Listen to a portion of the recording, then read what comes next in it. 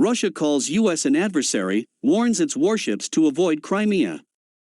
Russia on Tuesday called the United States an adversary and told U.S. warships to stay well away from Crimea for their own good, calling their deployment in the Black Sea a provocation designed to test Russian nerves. Moscow annexed Crimea from Ukraine in 2014, and 2 U.S. warships are due to arrive in the Black Sea this week amid an escalation in fighting in eastern Ukraine, where government forces have battled Russian-backed separatists in a conflict Kyiv says has killed 14,000 people.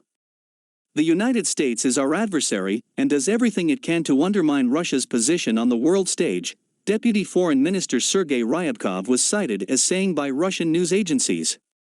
We do not see any other elements in their approach.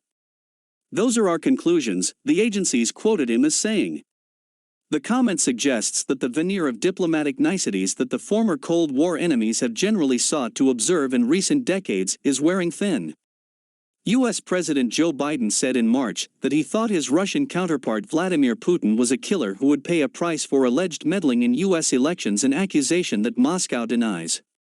Ryabkov's remarks suggest Russia will in turn robustly push back against what it sees as unacceptable U.S. interference in its own backyard. We warn the United States that it will be better for them to stay far away from Crimea and our Black Sea coast. It will be for their own good, said Ryabkov.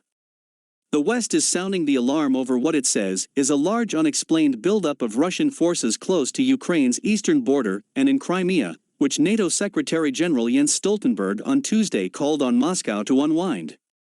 Russia has said it moves its forces around as it sees fit, including for defensive purposes, and has regularly accused NATO of destabilizing Europe by moving its military infrastructure closer to Russia's borders.